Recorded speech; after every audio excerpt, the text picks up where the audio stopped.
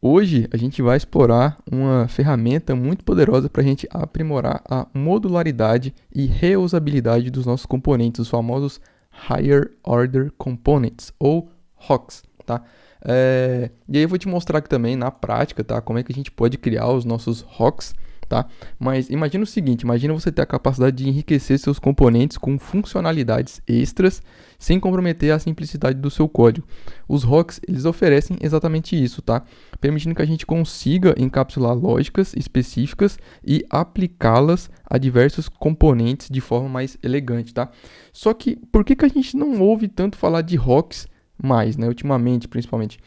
Qual que é a diferença deles para os React Hooks? Então, vem comigo nesse vídeo que a gente vai responder todas essas perguntas e mais, beleza? Então, bora lá.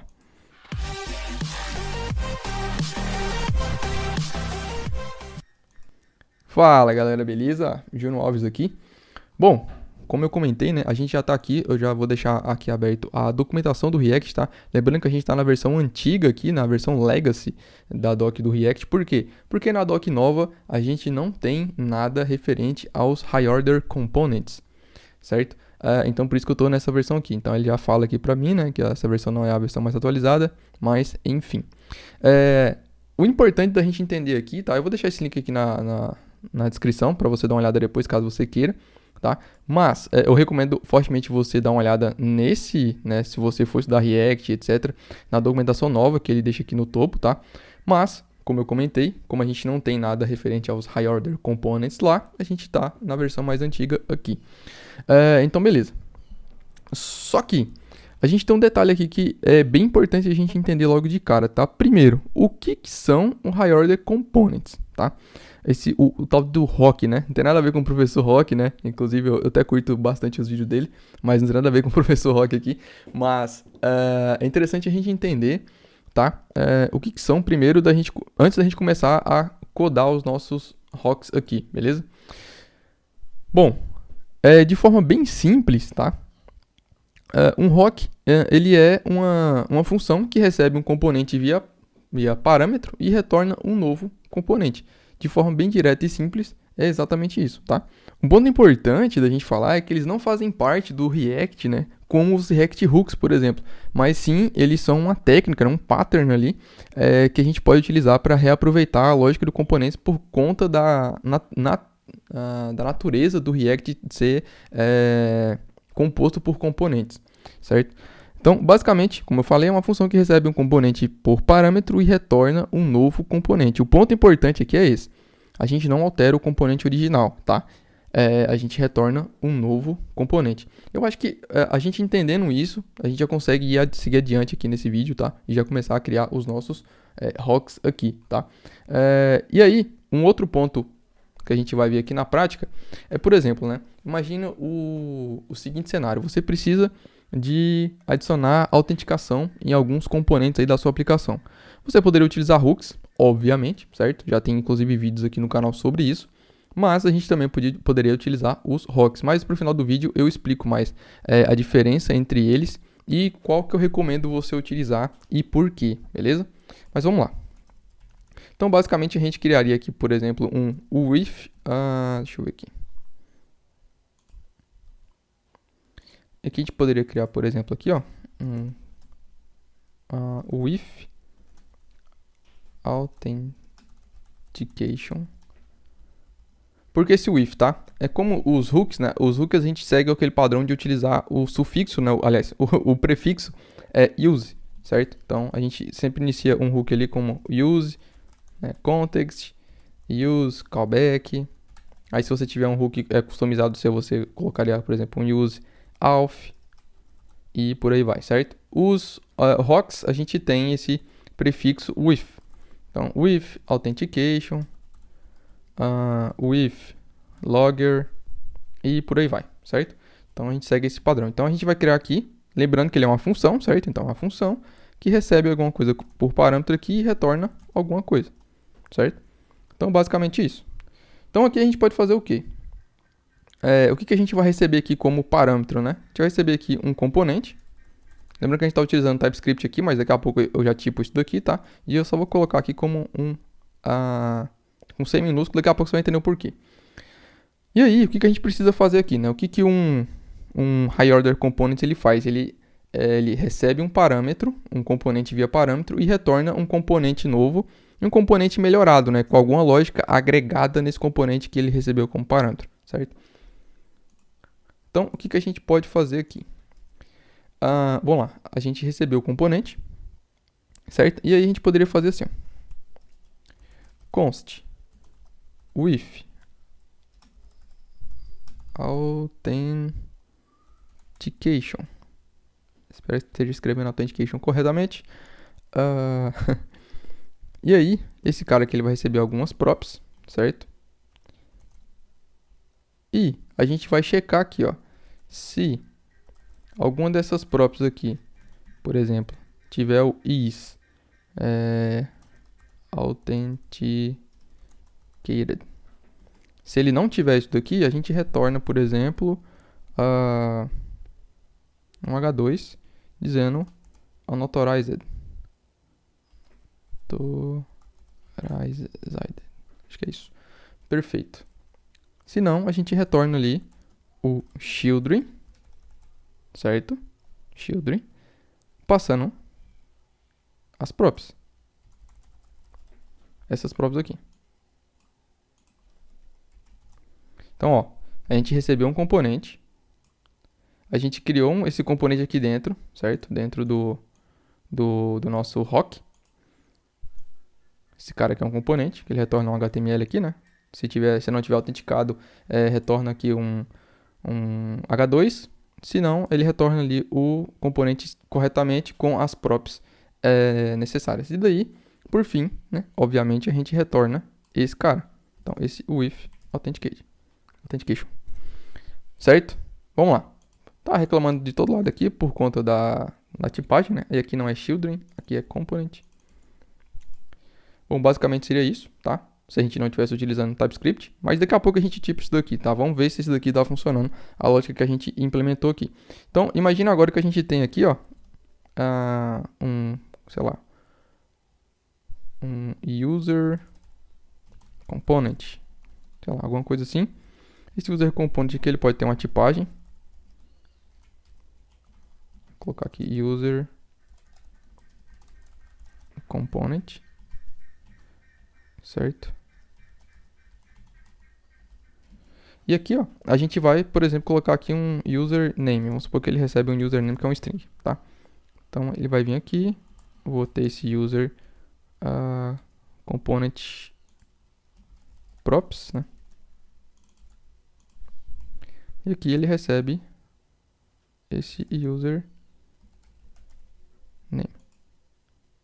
User component props.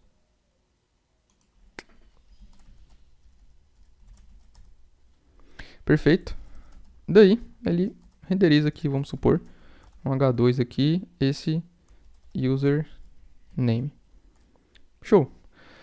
Daí, vamos supor que a gente precisa que esse cara aqui ele só seja exibido corretamente se o usuário estiver logado, certo?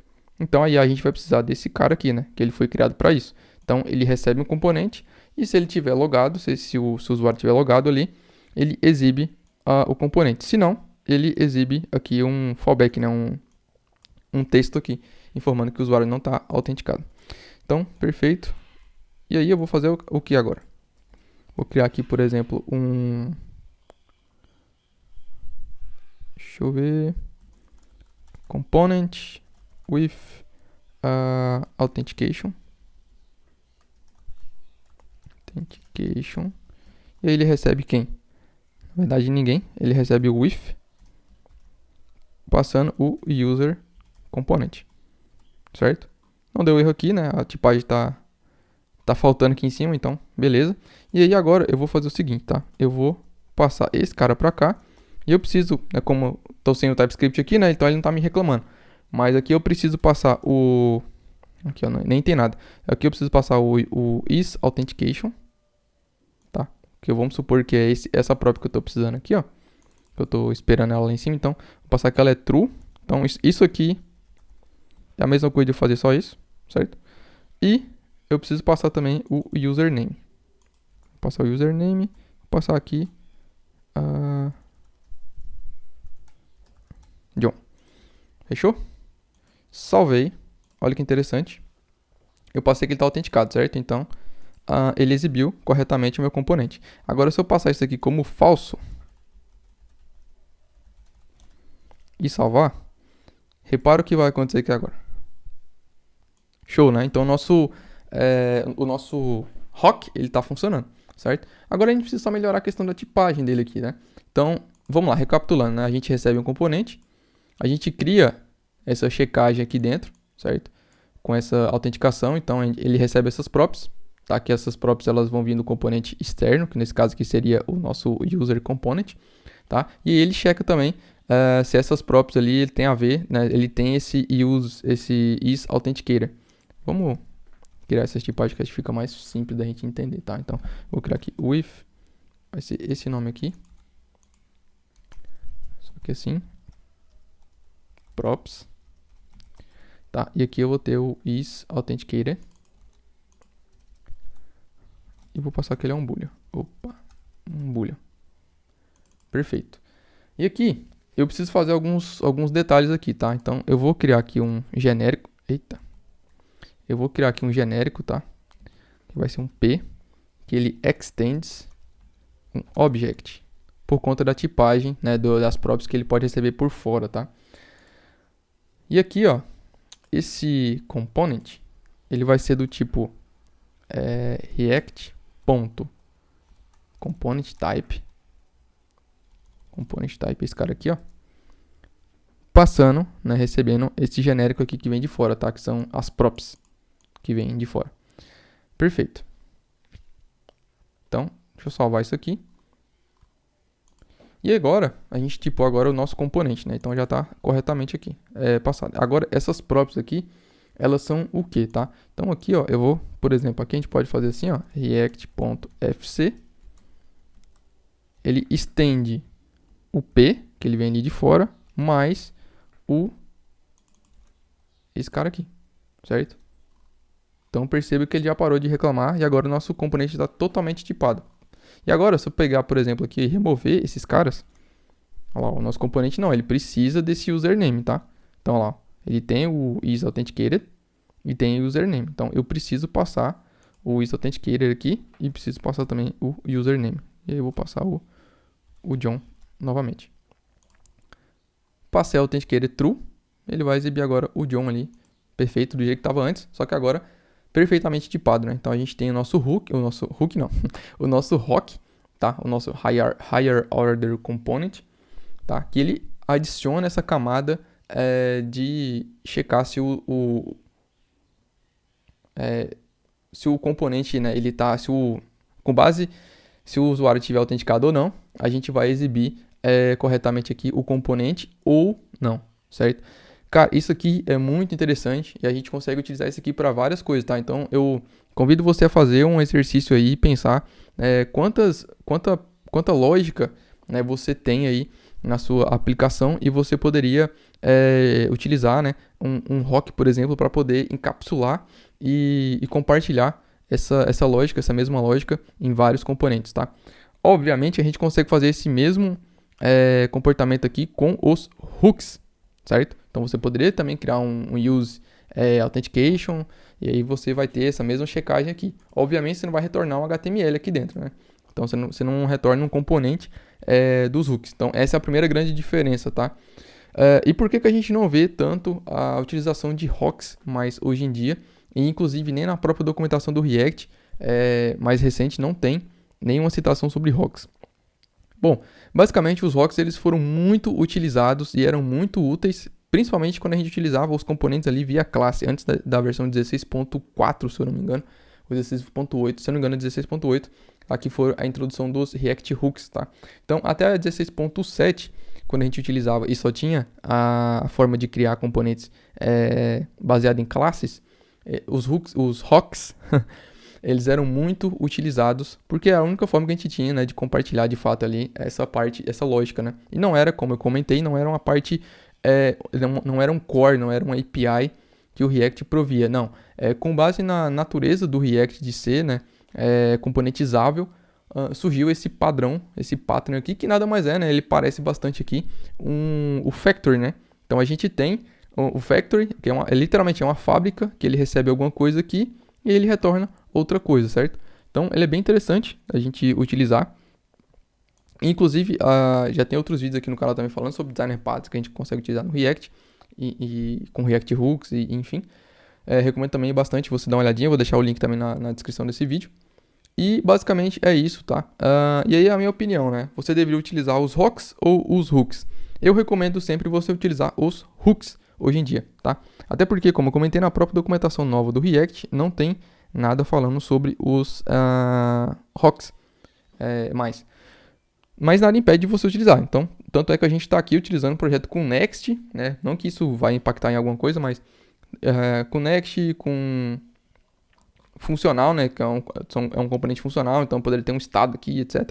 Então, nada impede de você utilizar os hooks hoje em dia. Mas é preferível, né, que você utilize os React Hooks hoje em dia. Então, no mais é isso. Espero que vocês tenham gostado desse vídeo. Se você aprendeu alguma coisa nova, esse aqui é um conteúdo que muitos de vocês estavam me pedindo faz bastante tempo. Então, espero que tenham gostado. Se você curtiu, compartilhe o vídeo. Deixa o seu like, se inscreva no canal. Tem muita gente que está assistindo os vídeos aqui no canal e não é inscrito. Cara, dá essa força aí. Tem vídeo saindo todo dia. Então, segunda e quarta e sexta são os vídeos mais longos. E todos os outros dias, inclusive feriado, final de semana, tem vídeo aqui no canal. Sempre com dica para vocês sobre o universo front-end, sobre TypeScript, React, Next, testes, arquitetura de software. Tem uma playlist sobre arquitetura de software aqui. JavaScript, enfim, tem muito conteúdo aqui. Então, se inscreve aí para você não perder nenhum conteúdo novo. Fechou? Então, é isso, galera. Valeu, falou, grande abraço e até a próxima.